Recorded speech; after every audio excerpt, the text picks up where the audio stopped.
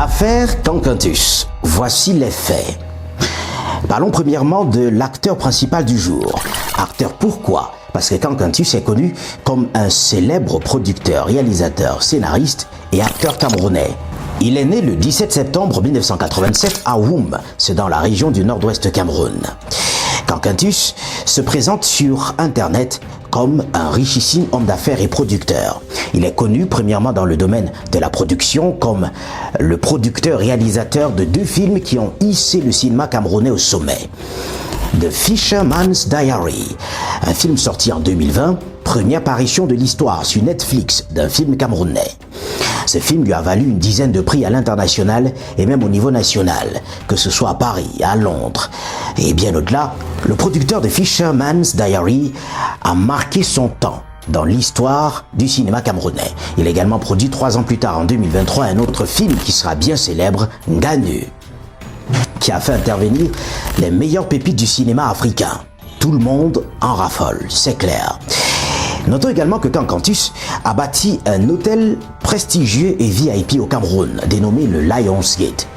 C'est tout ce qu'on sait. Pourtant, sur Internet, on voit un richissime monsieur, beau, toujours bien habillé et toujours dans des endroits de luxe. Il parcourt le monde, il voyage en première classe. Cancantus ne nous prive d'aucun prestige. Entre la Grèce, l'Irlande, Madrid, Paris, Londres, le jeune Camerounais fait le tour de la planète comme un véritable big boss.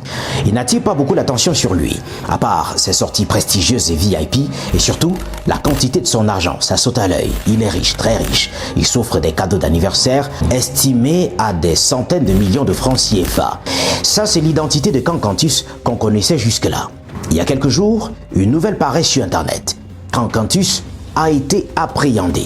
Il était jusque-là recherché par le FBI. Tout le monde tombe des nues. On est surpris. Mais c'est pas vrai.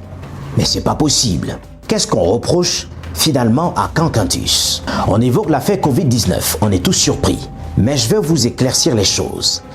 Lorsqu'on parle de l'affaire Covid-19, les États-Unis parlent de plus de 200 milliards de dollars qui auraient été obtenus frauduleusement par des citoyens américains pendant la période de la pandémie Covid-19.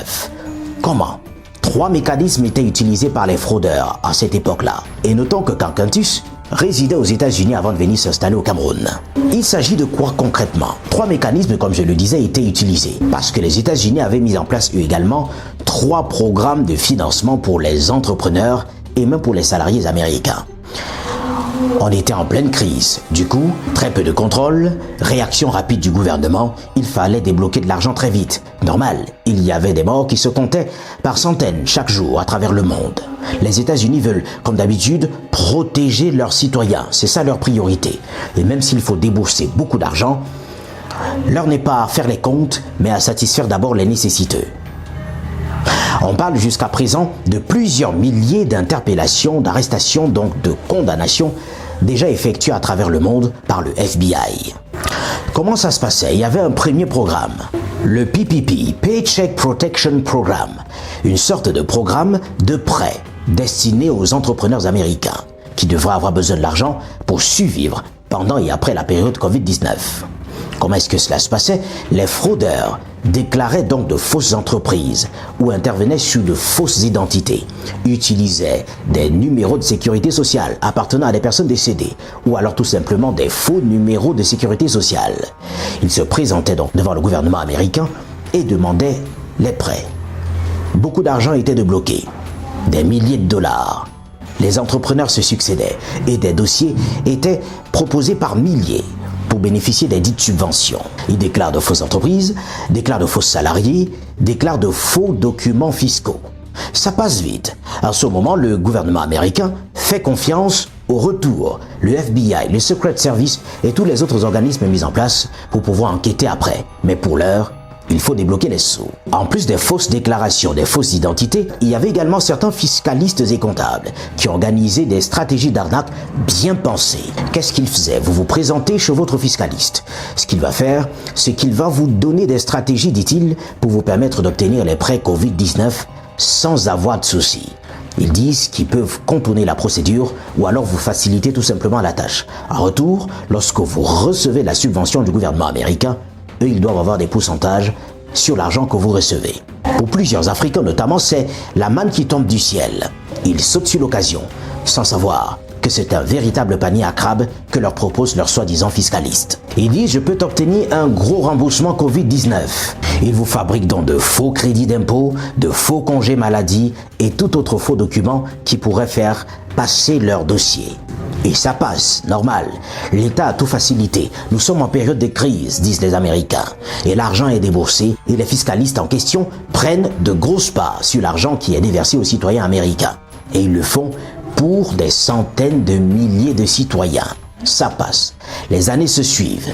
Ils oublient que le FBI, les Secret Service ou alors l'État américain, lui, n'oublie carrément rien. La chasse à l'homme commence. Ils sont poursuivis et traqués, peu importe où ils se trouvent dans le monde. On parle donc, comme je le disais, de plus de 200 milliards de dollars qui auraient été obtenus frauduleusement dans le cadre de cette pandémie Covid-19 et à travers les stratégies dûment évoquées. Il se pourrait donc que Cancantus, citoyen américain, aurait utilisé l'une de ces stratégies pour arnaquer un nombre incalculable de personnes et naturellement arnaquer également le gouvernement américain. Et il se pourrait que c'est la raison pour laquelle l'Américain originaire du Cameroun, âgé de 38 ans, aurait été appréhendé en Europe il y a de cela quelques jours. Et il se pourrait également que son extradition est en train d'être négociée par les États-Unis qui souhaitent le juger sur place. Selon nos recherches, on parle de 10, 15 et même plus en termes d'années de prison que pourrait écoper Cancantus. Il faudrait aussi savoir s'il est capable de rembourser l'argent que lui réclament les Américains. C'est tout ce qu'on sait jusqu'à présent. Aucune source officielle ne confirme les raisons de l'arrestation de Cancantus. Ou alors les procédures en cours contre ce dernier.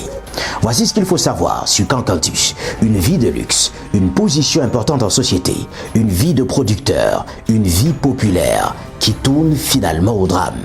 Désillusion totale pour les jeunes qui voyaient déjà en lui un véritable modèle d'abnégation et surtout modèle de réussite. Mais cela n'enlève en rien le succès fulgurant de Cancantus dans le domaine du cinéma camerounais, lui qui a produit 2 films qui resteront jusqu'à présent historiques. Cancantus a marqué peut-être son temps, mais peut-être qu'il marquera encore son temps d'une autre manière, en étant peut-être connu comme l'un des Camerounais qui a participé à ce que les Américains appellent l'une des plus grosses fraudes financières de leur histoire. C'était là les faits dans l'affaire Cancantus. Je suis Orlus Fosso et je vous retrouve très prochainement.